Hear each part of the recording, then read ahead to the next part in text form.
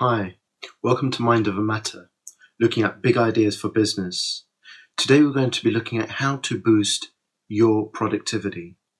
Now, productivity is your measure of success, the outcome. And how do you actually get an outcome? You actually invest something in. And one of the most valuable resources that you have as an individual is your time. So what we're talking about here is how you manage your time effectively to be able to get the desired outcome that you're after. When you make decisions that affect your outcome, this is broken down into two parts.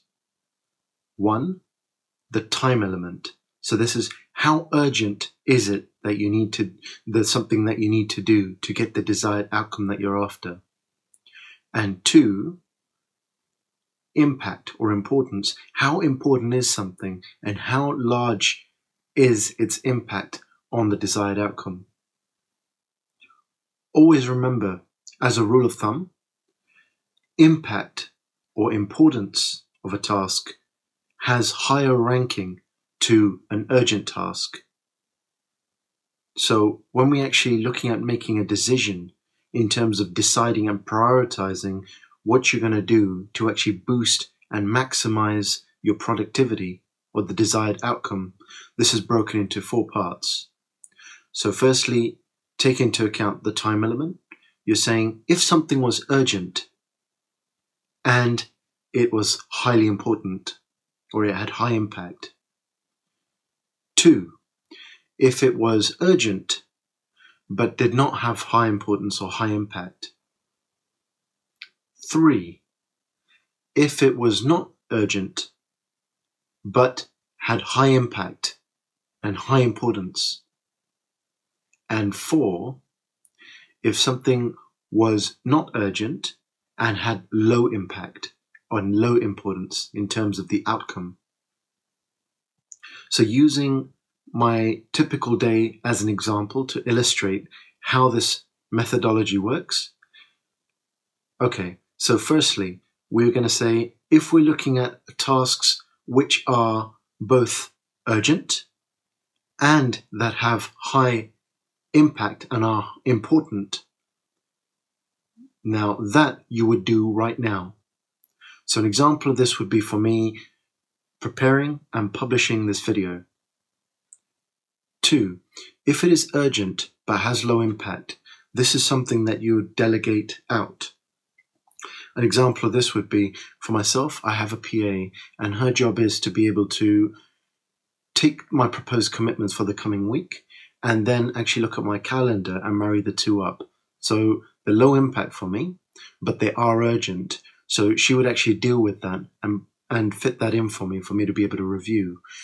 As well as that, as I have emails coming into my inbox, certain emails which are urgent and need an urgent response, but maybe are not core to what I'm actually doing, she'll actually deal with as well to be able to make sure those certain emails have been answered to. Three, if something is not urgent, but has high importance and a high impact, this is something that you would perhaps not be able to do now. So I would recommend you actually do this, but you do this later. Now, an example of that for me would be one of the prime things that I actually like doing is to be able to do a lot of research. And that is important to me because I assimilate that research into these meetings that I have with my clients, as well as preparing these videos. So in order to me to be prepared, I need to do that groundwork. So for me, it might not be a highly urgent, that's something I need to do right now, but it does have high importance and a high impact to the quality of video that I actually present and the quality of the presentations I have with my clients. And four, if something is not urgent and it also is not highly important or has high impact, so this is something which is of low importance and has low impact, this is something you would want to eliminate. So you don't want to deal with it yourself.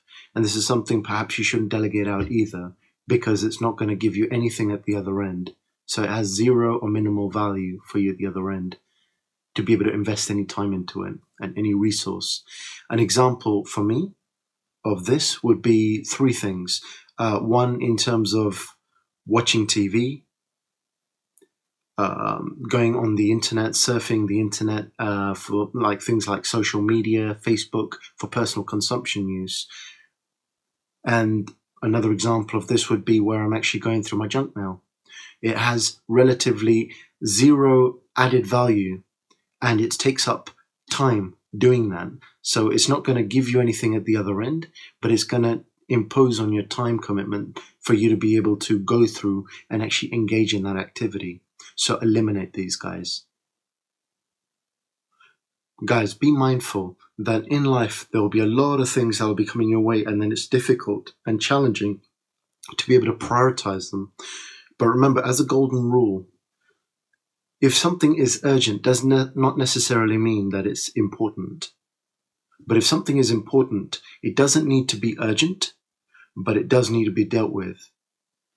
So be able to make sure you can actually differentiate between what is important and what is urgent. And if something is important, but maybe not urgent, and if something is not urgent and not important. So this framework is a very effective framework.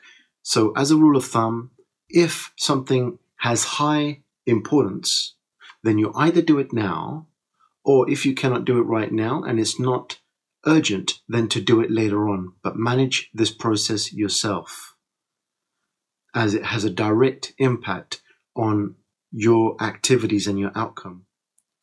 Low importance things or low impact things that are either urgent or not urgent need to be decided whether they should be delegated out or eliminated altogether.